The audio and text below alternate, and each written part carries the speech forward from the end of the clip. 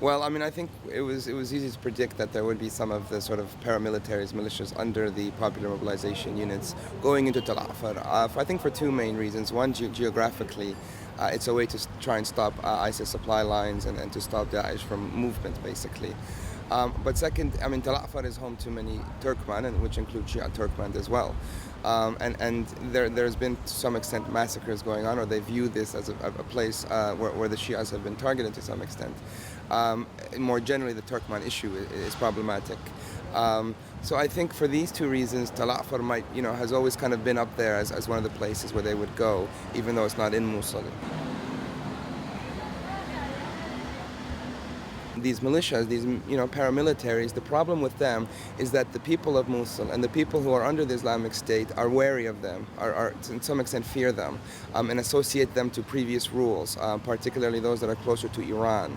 And so it's problematic to have them portraying themselves as, let's say, liberators.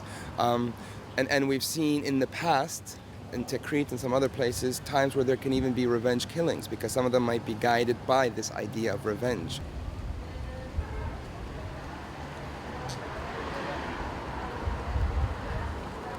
Yeah, well, this is the biggest problem. We have in Iraq, again, another military battle without a plan. I mean, and you'd think that one would learn from history. I mean, it's not that long ago, but since 2003, there has been many of these situations. Military plans, very clear. You have many strong armies fighting, the international support, air power. I mean, it's very strong. There's no political plan. And again, that's the problem, because what will happen then is now they have cooperation, because now they all have ISIS as their external enemy. This is the time where they should really be devising a plan, coming together with using this mood, these high spirits. I mean, you have the Peshmerga for the first time fighting with the Iraqi army. The mood is quite high.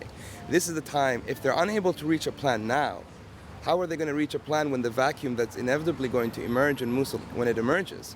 And they're all vying for power and influence and trying to institute or instill their proxies, their Sunni leaders inside the city. So it's a huge problem.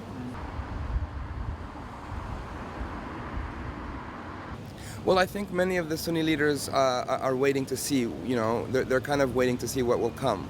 And so, you have Atil Najafi, the former governor of Mosul, trying to make a comeback.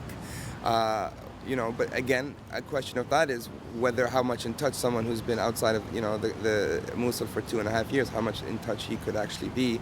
I'm sure you have new leaders who are emerging, but we don't have that much information about them because they've been, this is a traumatized society inside. You have the former defense minister al-Obeidi also trying to make a movement using the street. And what happened to him as a way to emerge. The problem is, and I've spent some time kind of trying to understand the sort of the Sunni question, let's say, and the biggest problem that they have, I think, is actually internal. That it's hard for them to come to terms, and when you talk about a National Guard, there are a lot of disputes and a lot of splits. There's a lot of tribal disputes, a lot of different splits, and so the problem that we have is we can't just assume that they're one Sunni community. There are many different leaders and they're competing with each other. And obviously the second problem then that they have is, what is Baghdad going to offer? You see Maliki, who's still around, Nouri al-Maliki, the former prime minister, he's still around, and they fear that he's going to come back. And this to some extent, his policies is the reason why we have this mess today in the first place. So they need trust from Baghdad. And Abadi might be saying the right things, but the fear is that they don't think Abadi is strong enough to be able to pursue the things that he's saying. And those people who are strong, like Maliki and like some of these Shia paramilitary leaders, they're the ones who aren't saying the right things right now.